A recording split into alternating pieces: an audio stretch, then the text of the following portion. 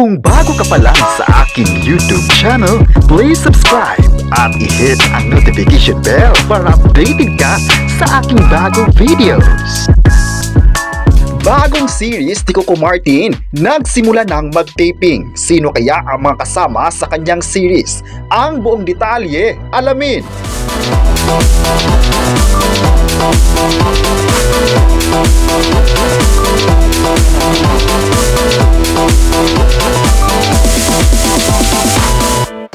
Marami talaga ang napabilib kay Coco Martin dahil sa kanyang kasipagan. Patapos pa lang daw ang pag-ere ng kanyang FPG's Batang Quiapo sa March 13 pero sumabak na siya sa taping ng bago niyang serye na Sigabo.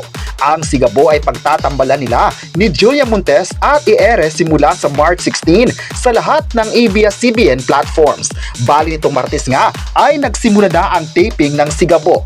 Ayon sa balita, marami raw mga eksena ay sa Fairview. Ang location ay syempre ay malapit lang sa bahay ni Coco Martin. Nakakabilib raw na wala talagang pahinga si Coco Martin at tinutukan kaagad ang bagong lang serye ni Julia. May isang tao naman na nagsabing hindi pa raw pwedeng ikwento ang mga kaganapan sa naturang taping.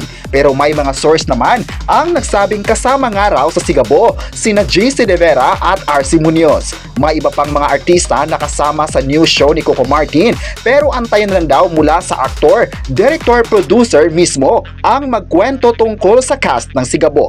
Dahil dito, marami na tuloy na excite dahil nagsimula na silang mag-taping. Excited din sila sa mga ibang artista na mapapabilang sa pinakabagong serye niya sa ABS-CBN.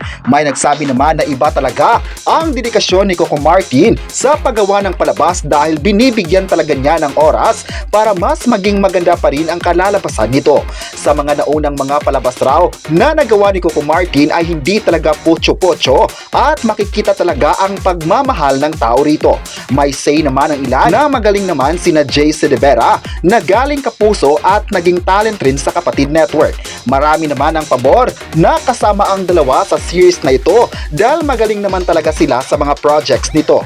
Excited naman ang lahat sa pinakamalaking proyekto na gagawin ng ABS-CBN na magpapabago rin sa mata ng mga viewers. Puno ng positiveness ang mapapanood ng lahat na gusto din talaga ng mga tao. Say pa ng ilan, marami namang mga artista ang gusto pa nilang makikita sa bagong series na ito at alam nilang marami namang mga magagaling na talents sa Kapamilya Network.